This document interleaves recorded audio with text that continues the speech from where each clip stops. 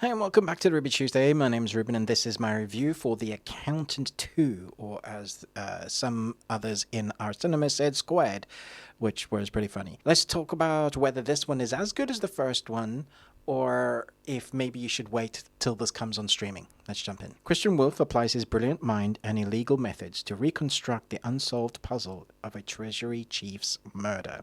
Directed once again by Gavin O'Connor. If you remember previously what happened in The Accountant 1, the big mystery there was, of course, to do with his brother, and this time round, it feels a little different.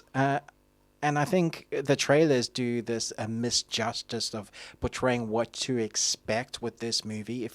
If you're going just by the trailers, you're going to go in thinking that it's heavily action.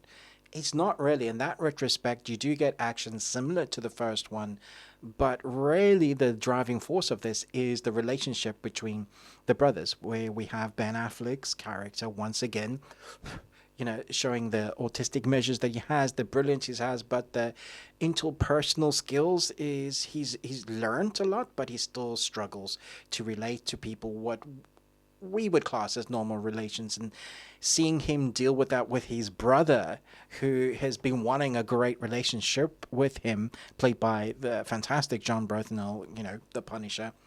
Seeing them on screen together is where this film shines. So we do get the brilliant action sequences, and they're hard hitting and lots of gunplay. But what the crux of the story is really a mission from A to B, the rescue of something because of that puzzle at the beginning. We get to see some of a couple of characters from the previous film that are now showcased to be the head of a task force that is unofficial, not part of the books really. This is where the accountant comes into play, and we get to see again the skills that Ben Affleck's character portrays at putting puzzles together or figuring out where the missing blocks are. That is all entertaining, but when we get Jon Bernthal's character come on screen with Ben Affleck, every time they're on screen together, it's fun to watch. It's so believable, you could almost believe that they are brothers, which makes for a very entertaining film, but it's also going to take people aback that were expecting a copy and paste of the first one. It's a very different feel. It's funny in a lot of places, not like with jokes that, you'll be barely laughing, but more at what is happening on screen with the brothers, because they're so relatable as brothers. They're bickering, they're fighting, they're laughing at this different things because of how they react to certain things. A highlight for me of the film was not an action scene, but rather the bar scene. There's this bar where, there's some a little bit of dancing and there's a little bit of fighting, and within that scene you get to see characters that are human.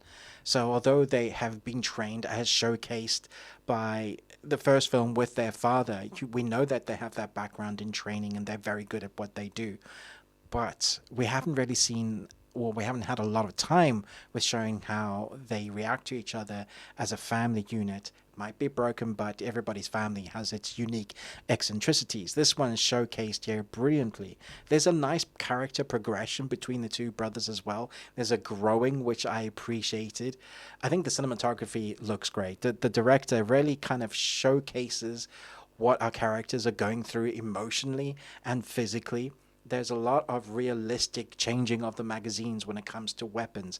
The pause as they're going around the corner, the dust spraying up. It all looks really great for when they have those action moments. But when we get the night shots, they really pop with like a color vibrancy, not like too bright, but it's like you can see the nightlife coming alive, and it's gritty where it needs to be, but it does feel somewhat saturated in off-key tones color when you get those moments that they need to highlight what's going on within the city life. I enjoyed those moments, the aspects of it. But for me, without a doubt, it's the shining relationship with the brothers. I think you're going to enjoy the score because it's understated. It showcases a lot of how to do a great score without the score shouting, "Hey, here, I'm a soundtrack, I'm a score, look at me." Instead, it just kind of helps to elevate the scenes that you get when they come to the emotional moments, when it comes to the action. That's all kind of played perfectly to create a package of a film that's actually quite enjoyable. Now, I know there's been quite a few people that have already gone on and said that, hey, they didn't like this movie, they don't think it was that good, and they missed what they did with the first film. I, once again, would question what some critics think about a film. If they have genuine, like, issues with the film, pacing, editing, all of that, and they state why, that's fine. Everybody's personal beliefs, ideas of what makes a good film is different because, we're all different. But let me remind you that the first Accountant film, according to the critics, was a rotten score, and they didn't like it. And this sequel has been, 8 years in the making? I think it was 2016 when the first one came out. And it took a long time for people to come around to the idea that this film was actually great. It's actually a really good story of a character, a real person. And I think that's what has now come to be one of those, not even cult movies, just genuinely people finding this film interesting and fun to watch. So the sequel then is going to struggle a little bit at the beginning because it's going to have to find its people again, as people, I think, start to watch this and word of mouth spreads that actually this is quite a lot of fun by the general public audience. I think they'll find that what they expected of one is still there, the heart of the people, the actors, Ben Affleck acting perfectly as this character, takes those traits to give us a little bit more of insight into who he is, the psyche of the person. But then that dynamic of his brother adding a double whammy of what we get is two brothers that are different.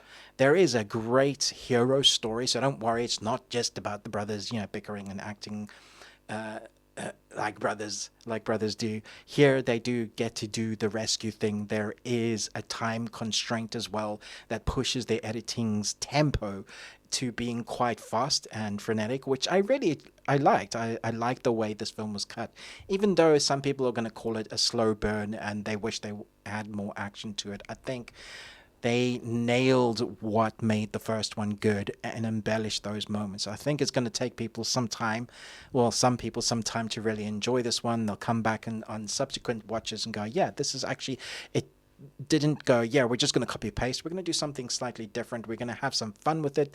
There's going to be some genuine character moments with humor in it. Understated score, great cinematography, great director.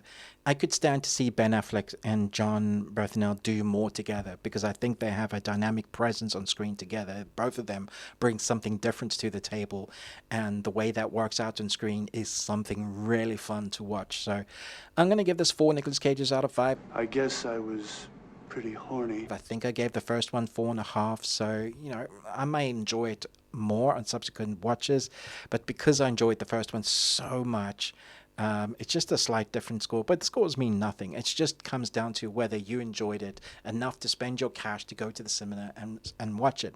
And I think it's definitely worthwhile the trip to go and watch it at the cinema and possibly own.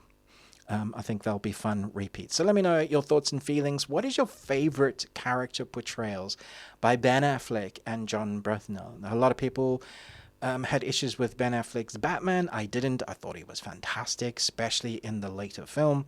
And I love Jon Bernthal pretty much in everything he's in. But there's some underrated things that both of these actors have done that nobody really talks about. So let's have a list down in the comments below. Let me know your kind of top 3 of these two great actors. I'd love to hear your thoughts and theories as to why they're so good. And of course, let's talk about this movie. Which do you prefer? Thanks so much for watching, but most of all, until next time, remember, live long and Tuesday.